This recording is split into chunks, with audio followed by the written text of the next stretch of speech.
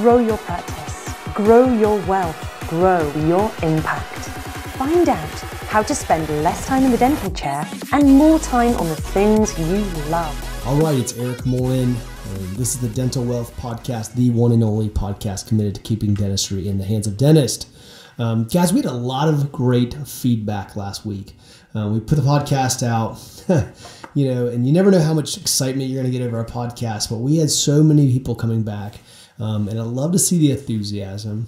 I love to see people excited because this is a great topic. This is a topic that you should be excited about. This is something that, guys, creating wealth and impact and utilizing this practice, that's why you went to school for this, right? This is what you wanted to build and building a business and getting out of the dental chair and having impact. And so that's what we're going to do. We're going to continue to talk about that subject.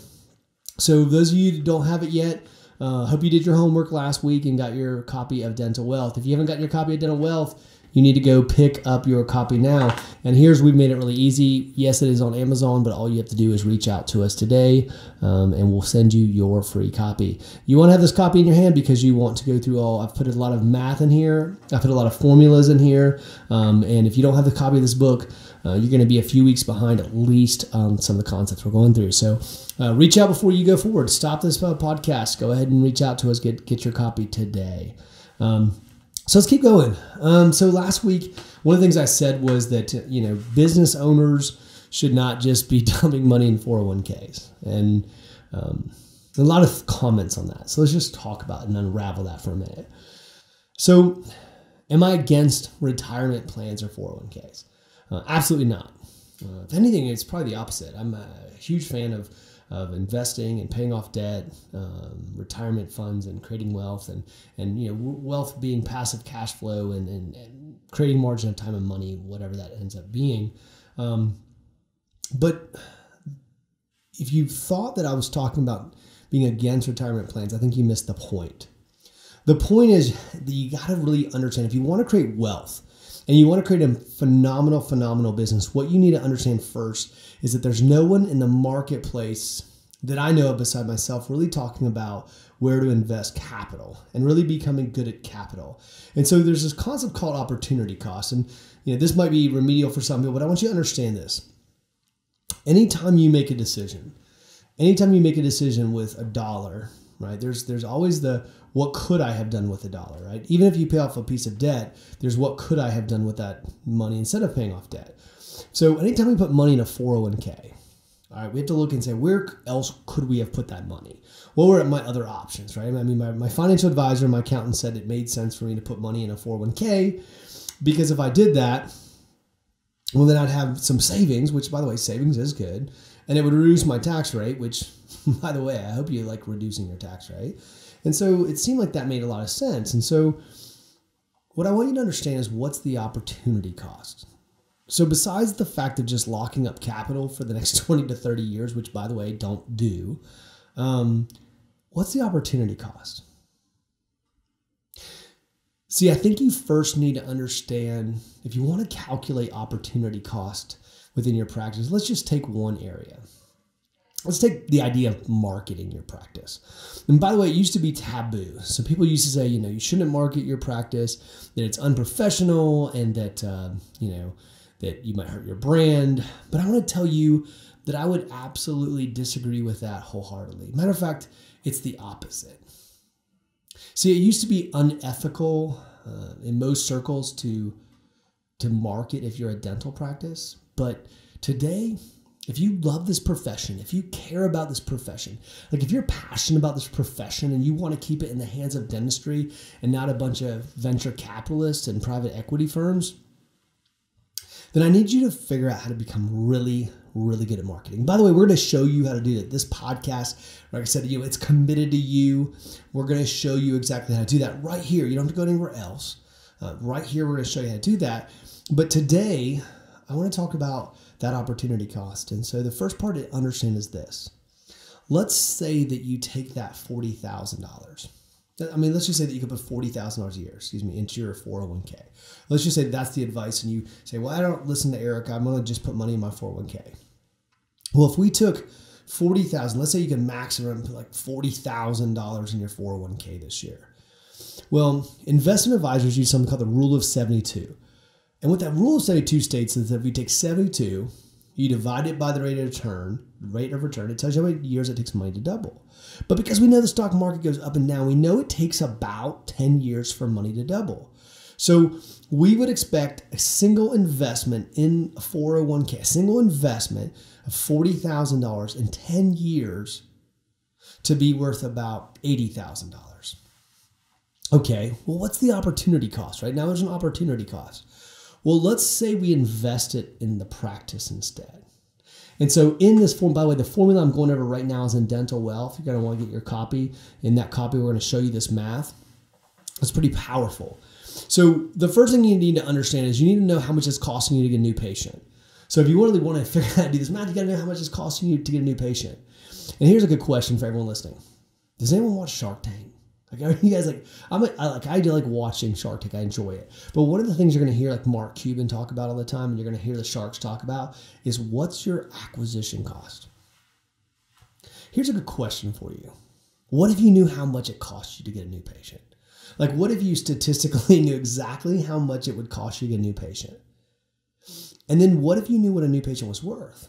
See, if you knew, by the way, statistically, the average patient cost $115, new patient, and you got $1,700, by the way, that's pretty close math on that.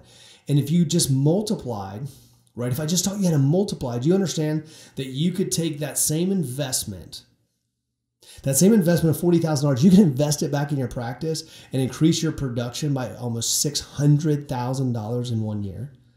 $600,000 in 1 year. And even if you take 30% of that, you start thinking about your take home on one side versus the other. Okay, I can increase your wealth dramatically. I mean, look at the return on investment and imagine if I reinvested that capital. I'm going to increase your net worth. I'm going to increase your take home pay. Heck, at the end of the year, if you wanted to, you could actually take that money and then reinvest in your 401k. So here's what I'm telling you. That literally investing, so the tax consequences, by the way, investing in your business, investing a $40,000 investment in marketing has the exact same tax consequences as a 401k. I want you to understand that. $40,000 invested in your business is a reduction. It must slow down. It's a reduction because it increases your expenses. Because it increases your expenses, it's going to decrease your profit. So it's going to have the exact same effect on your taxes. Am I saying investing in a 401k is the exact same as investing in your business? Absolutely I am. So if one of them yields me $600,000 in increased production and can increase my take-home pay 6 figures in year 1, why would I put money inside an asset that captures my money, holds on to it for 30 years, and would only be $80,000 after 10 years? See, this is a fundamental problem is the information you're getting, most of it's from people who have a bias, right? Well, half of it's because they don't know this knowledge. So by the way, I'm not beating up on anybody. I'm certainly not saying that your investment advisor is ill-intentioned or a bad person or any of those things. Please don't take it that way. What I am telling you is you have to have the right knowledge if you truly want to create a massive amount of wealth. The problem right now, fundamentally in the marketplace, is no one has this information and no one's sharing you this knowledge. I mean, that's why I created this podcast, is because you guys got to have this information in your hands. If I get this information in your hands, can you imagine what you could do? See, that's what this podcast is dedicated to, because I know for a fact that you guys need this information, because that's why 95% of dentists right now, 95% of dentists, according to the ADA, will retire with less income than they had when they were working. And the only one who's getting wealthy, you know, the only people getting wealthy is the bankers, the transition people, and the investment advisors. And see, this podcast is going to change that. See, matter of fact, it's interesting. When I go on LinkedIn, do you know the number one person who hits me up on LinkedIn? When I put like a post, do you know the number one person who hits me up on LinkedIn? By the way, they're financial advisors, right? I always get like the same message, which says something like, hey, Eric, you work with doctors. I'm sure we have some synergies, right? And so, look, there's a lot of people who are coming after you because they think you have just tremendous amount of cash, so they're coming after you, and they'll say that they're the dental specialist, or they'll use some kind of name that kind of connotates that they understand your industry. But the truth is they don't. And all you have to do is ask them about investing inside the walls of your practice. And actually, I'll tell you this. Do you know one of the number one people who refer business to me? Financial advisors. Financial advisors refer business to me because they know that I can take that money and do a lot more with it. And then eventually we're going to need to put money somewhere else, right? And so there's a need for a financial advisor. And by fact, that financial advisor gets a lot more money coming their way in the long run. So I need to help you understand that if we understand the business concept, so business acumen, I have to raise each and every one of your business acumens. I have to show you how to calculate acquisition cost, how to calculate average revenue per new patient, where to invest those dollars. Now I talked about marketing. I could talk about hiring team members. I could talk about increasing capacity. By the way, one of the biggest concerns right now of dentists is that they're having to let insurance companies take over their practices. And I want to promise you that is the most silly thing ever. If you are listening to this right now and you feel like the dental insurance companies are controlling your income, your revenue, and they're determining your type of care, you need to reach out to me. Because I'm going to tell you now that like last week alone, I think I worked with 3 or 4 clients just on how to drop plans. We were just dropping plans. Believe it or not, if you run this business correctly, if you do it right, you should not be in insurance plans. You don't need to be in insurance plans. Now, we might be on some temporarily, but I'm going to show you long-term how to drop them. And matter of fact, doctors have figured this out pretty well. That's why the concierge medicine is rising so much. And so that's what I'm talking about, dental wealth. When we talk about dental wealth, remember, dental wealth is designed to get you out of the chair. It's designed to create margin of time and money. I want you to understand that I want you to be able to spend the time in the chair that you want to. Now, you might love dentistry and want to be in the chair 4 or 5 days a week, or maybe you want to have a dental clinic where you're seeing the patients you want to see and you're running a great business that's having a tremendous impact. That's what this podcast is dedicated to. But the first thing I need to do is get the numbers in your hands. So reach out to me and get your copy if you haven't gotten at this point your copy of Dental Wealth. Listen, the first batch came and they were gone like really quick. Second batch gone. So listen, you need to go ahead and reach out, get your copy. Listen, I think sometimes when I start thinking about this, I might be more committed to keeping dentistry in the hands of dentists than most dentists. So I need you guys to be as committed. Please, if I'm this committed, please be as committed as I am. So this podcast was created and designed to help you. It is there. I'm doing this because it's my passion. It's my drive. I want to show you guys how to be phenomenal business owners. I don't sell any investment products. This is not me trying to send you, put you in some kind of mutual funds. This is me showing you how to create a thriving, amazing, awesome practice. I want to invest in you. I want to invest in your teams.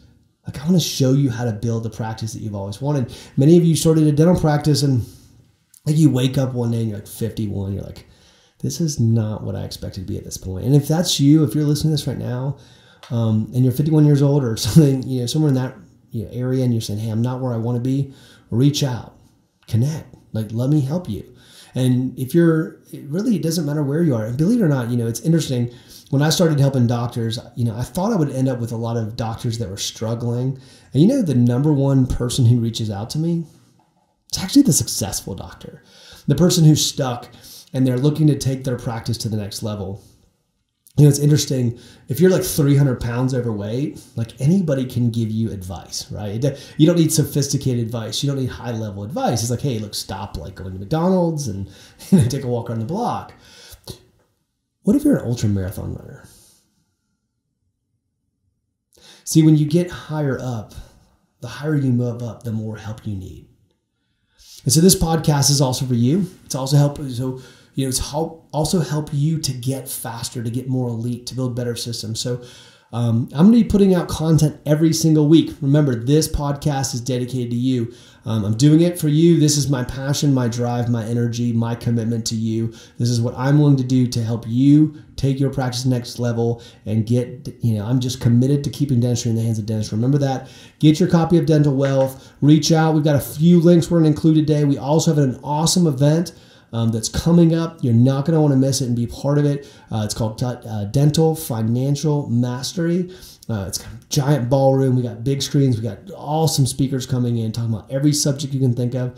I think one of the biggest mistakes I hear is like some people tell me, I even ask them a tax question and they're paying $40,000, $50,000, $60,000 in taxes more than they should, or they're not prepared financially for so many things. So we're going to spend 2 days teaching you everything you need to know about dental, financial, wealth, and we're going to do that. And it's going to be in Atlanta. It's going to be an awesome event. So we're going to include a link for that too. Get more information. Be a part of a movement. This movement is going to keep dentistry in the hands of dentists. We're committed to you. We're committed to making a change, and we're committed to impact. You guys have a great week.